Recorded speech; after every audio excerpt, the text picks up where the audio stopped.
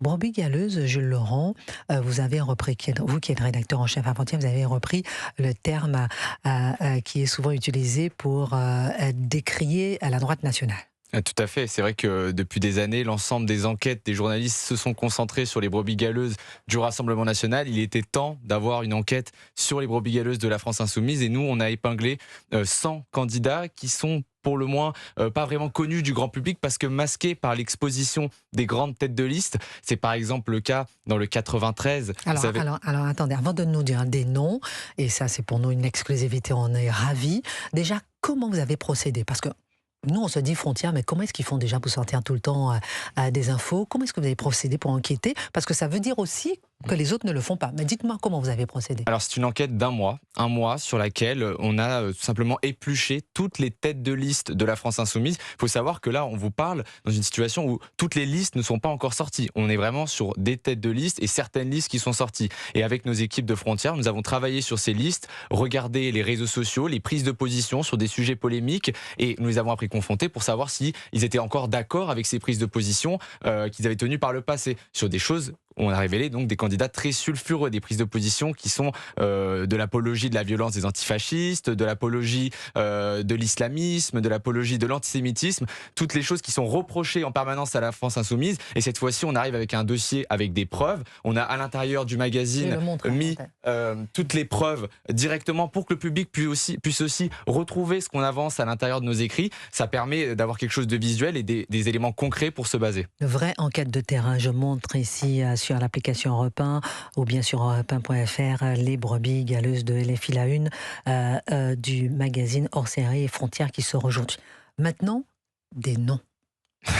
Jules Laurent, rédacteur en chef du magazine Frontières. Qu'est-ce que ça a donné justement votre enquête? Quels sont des noms parmi les 100 brebis galeuses de LFI? C'est vraiment intéressant. Je vais prendre un cas très concret. On parle beaucoup du communautarisme de la France insoumise et une personne comme Ali Djouara l'incarne à l'échelle nationale. Et en fait, quand on se plonge dans les listes du 93, par exemple la liste de Villetaneuse, la tête de liste, qui s'appelle Faïssa Bougria, a tenu des propos qui relèvent de l'apologie de l'islam radical. Je cite par exemple, il explique que les hommes n'iront pas au paradis parce que les femmes ne se voilent pas. Par exemple, c'est ce genre de propos qui sont tenus par une tête de liste investie par la France insoumise. De la même manière, il rigolait et postait des commentaires sous une photo après l'attentat de Charlie Hebdo dans laquelle on voyait François Hollande un peu inquiet en disant « on voit bien qu'il a peur que ça recommence », c'est-à-dire que sur un ton ironique. Vous voyez, c'est ce genre de candidat extrêmement sulfureux. Et sur cette même liste de Villetaneuse, nous avons sur cette liste, en 5e position, quelqu'un qui s'appelle Yanis Arf et qui, lui, de son côté, relaye des photos qui font l'apologie du Hamas, c'est-à-dire qui valorise les candidats du Hamas et fait aussi des injonctions islamiques à la pudeur, c'est-à-dire à ne pas montrer ses genoux parce que ce serait contre justement ce que voudrait le prophète. Et donc ça, rien que sur une liste à Villetaneuse dans le 93, c'est une des rares listes qui est sortie, vous avez 2 exemples concrets de candidats qui font l'apologie de l'islam radical. Et ça vient dans une stratégie nationale parce qu'elle est incarnée dans le 93 par Ali Djouara qui à la Courneuve se présente et a d'ailleurs comme co-chef de file quelqu'un qui s'appelle Mohamed Awad et qui était le directeur des jeunes musulmans de France, le président des jeunes musulmans de France, qui est en fait la branche jeunesse des frères musulmans en France. C'est documenté dans le rapport sur les frères musulmans et c'était lui qui était président de cette association et donc c'était lui qui était en lien avec l'UOIF, c'était lui qui avait les responsabilités dans cette association qui est clairement liée aux frères musulmans. Et cette personne-là, elle est co-chef de file pour la Courneuve à la France insoumise. Et donc vous voyez, derrière finalement rien qu'une candidature communautariste comme Ali Djouara, vous avez plusieurs listes, plusieurs noms qui déjà relèvent de l'islam radical. Alors, on peut aller aussi sur... Jules Laurent, rédacteur en chef de Frontières sur Europe 1. Alors, on peut aller également sur d'autres thématiques parce que là, c'est rien que pour l'aspect communautaire islamiste. Mais par exemple, on parle beaucoup dans l'actualité de la question de la violence antifasciste. Eh bien, quelqu'un qui a beaucoup fait parler de lui ces derniers temps, qui est Alan Brunon. Alan Brunon, c'est celui qui se présente comme tête de liste à Grenoble. Eh bien, personne ne connaît finalement son passé antifasciste. Pourtant, c'est un proche de la Jeune Garde. C'est un proche de Raphaël Arnaud. Il y a des photos sur lesquelles ils s'affichent ensemble à Lyon. Il a participé lui-même à des actions antifascistes, Antifa à Lyon, Lyon de nuit dans laquelle il pointait des banderoles, il était proche, il manifestait avec des membres de la Jeune Garde. Il n'en fait pas partie, mais il en est proche. Et cette personne-là, vous savez, Alan Brunon, eh bien, on l'a retrouvée. Et il était notamment présent lors d'une manifestation qui visait à déranger un hommage de la mort de Philippine. Lorsque la députée Anne Mansouri avait fait un hommage. On s'en souvient. Il y avait exactement. Il y avait une manifestation antifasciste. Eh bien, l'un des antifas à la manœuvre, c'était Alan Brunon. Qui avait violé la minute de silence en hommage, effectivement, à Philippine. Exactement. Et personne n'a fait le lien entre le fait que lui-même soit antifa et présent sur place et que ce soit cette personne-là qui se présente à Grenoble. De la même manière, sur ses réseaux sociaux, on y voit une sorte d'apologie de la mort d'un militant RN dans lequel il dit c'est bien fait, il va rejoindre finalement Jean-Marie Le Pen, les Waffen-SS et autres. Donc, vous voyez cette culture de mort de l'extrême gauche, cette culture de la violence, eh ben, elle est extrêmement présente dans un candidat qui va se présenter à Grenoble comme tête de liste et pourtant personne n'en parle. On va avoir Jules Laurent, rédacteur en chef de Frontières. On va continuer avec la révélation de ces brebis galeuses. Vous avez cité l'islamo-gauchiste, la violence. On va parler aussi peut-être de l'antisémitisme, des antifas, etc. Et chez les socialistes aussi. Et chez les socialistes aussi. Éric Tegner nous dira tout ça. On a d'abord Sylvain qui nous appelle de Côte d'Or. Bonjour Sylvain. Vous êtes retraité de la fonction publique et vous nous avez appelé au standard d'Europe 1 parce que vous êtes choqué. Oui, alors bonjour Christine, bonjour à toute votre équipe. Oui, Sylvain. Oui, moi je vous appelle parce que je suis retraité, j'ai travaillé dans la fonction publique pendant 44 ans. Quand je suis rentré dans la fonction publique, on m'a demandé un extrait de mon casier judiciaire. Je suis allé prêter serment au tribunal. Oui. Et je suis choqué que quelqu'un puisse se présenter à la députation en étant fichier S 3 fois. Pour moi, c'est très contradictoire, en fait. Ça me pose question. Sincèrement, ça me choque. Donc, oui. En plus, donc on vous a demandé votre casier judiciaire pour être à la fonction publique. Vous dites que vous êtes choqué parce que là, on permet à des triples fichiers S d'entrer à l'Assemblée nationale. Et ce qui est intéressant, mon cher Sylvain, c'est que ça a été dénoncé avant même qu'il n'arrive à l'Assemblée nationale, avant même qu'il ne soit effectivement élu.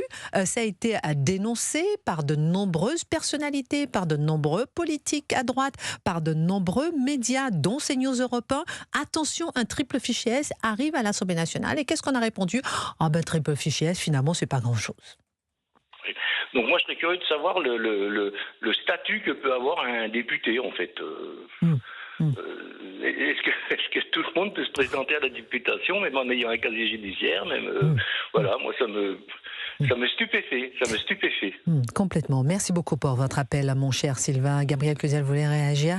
Merci de nous avoir appelé, Sylvain, pour dire que vous êtes choqué effectivement de ce casier, d'avoir élu à l'Assemblée nationale un triple fichier S, alors que lui, il est retraité de la fonction publique. On lui a demandé de montrer patte blanche. Alors, une fiche S, c'est pas une mention en casier judiciaire, mais néanmoins, on peut imaginer qu'il y ait, comme on appelait ça autrefois, mais je crois que c'est toujours le nom, une enquête de bonne moralité. Vous voyez ? Parce que évidemment, pour rentrer dans l'antre de la démocratie, le lieu saint qui est l'Assemblée nationale, on devrait avoir une moralité évidemment irréprochable. Et or là, le problème, c'est qu'on l'a dit tout à l'heure, c'est que c'était vicié dès le départ. Le député lui-même est triplement fiché S, et vous venez de le dire, puisque c'est vous qui l'avez révélé, définitivement condamné. Alors qu'est-ce qu'on peut attendre de son personnel, si j'ose dire ? On se rend compte qu'il y a une véritable officine de la Jeune Garde qui a été reconstituée à l'Assemblée nationale. Donc là aussi, on peut se demander, mais personne s'en a inquiété.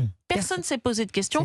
Et puis moi, je vais vous dire, Raphaël Arnaud, je ne voudrais pas que ce soit le fusible qui finisse par sauter. Pour le moment, on en est à il faut sauver le soldat Raphaël Arnaud. Donc tout le monde rame. Quelquefois, d'ailleurs, ça serait risible si c'était pas tragique, parce que non, jamais la Jeune Garde n'a été violente. Non, mais vraiment, ils peuvent se mettre un nez de clown, de Bozo le clown sur le nez quand ils disent ça. Mais peut-être qu'à un moment, ils vont se dire, bon là, ça tient plus, il faut faire sauter le fusible. Mais il faudra interroger les responsabilités des autres. Raphaël Arnaud, il communiquait. On savait très bien qui était la Jeune Garde. Donc ça, je pense que c'est important de le garder à l'esprit. Très important, effectivement, de le garder à l'esprit. Éric Tegner, peut-être un mot avant de marquer la pause, parce qu'on va continuer avec les brebis galeuses. Vous disiez qu'il y a aussi les socialistes. Oui, il y a les Parmi les socialistes, brebis je galeuses. pourrais en parler. C'est-à-dire que sur la liste socialiste de Metz, il y a par exemple un candidat qui est, je crois, en 5e position, Deuxième. qui tout simplement est l'ancien président de la mosquée Miligorus, qui est quand même un groupe islamiste. Miligorus, aujourd'hui proche du président Erdogan. Il a été président de la mosquée Miligorus pendant 12 ans. Et donc il figure aujourd'hui sur une liste socialiste. Mais comment est-ce C'est la chose la plus folle. Comment est-ce possible, Éric Ténère? Comment vous expliquez ça? On en avait parlé dans le précédent magazine sur les maires collabos de l'islamisme. C'est-à-dire qu'en fait, beaucoup de maires, y compris à gauche, y compris à droite, se sont adaptés à une population locale qui a changé, qui est devenue, avec une minorité musulmane très importante. Ensuite, ces minorités musulmanes, parfois plutôt étrangères, ont pu vouloir leur mosquée. On parlait comment à Annecy, finalement chacun avait sa mosquée. Les Bosniaques, les Turcs, tout le monde avait sa mosquée. Et aujourd'hui, ça a été complètement intégré dans le paysage. Il y a une accélération des constructions de mosquées les 2 dernières années. Bon. Donc nommé, et vous savez, sa candidature, son annonce de candidature de cet ancien président de la mosquée de Miligorus, c'était en turc sur sa page Facebook. C'était en turc. Non, mais c'est On a vrai. des candidats 10 aujourd'hui qui secondes, font des Gabriel déclarations Cluzel. en On est arabe et en obligé turc. de marquer une Non, pause. mais il y a 2 points. La première, c'est qu'en fait, ils raisonnent comme avec des influenceurs, c'est-à-dire qu'ils se disent, je mets un tel sur ma liste, il va ramener sa communauté. Vous voyez, c'est un calcul électoral. Et puis, il y a un ancien de la Jeune Garde qui l'a expliqué, qui a dit, en fait, pour nos bons et loyaux services, on nous proposait des places. Incroyable.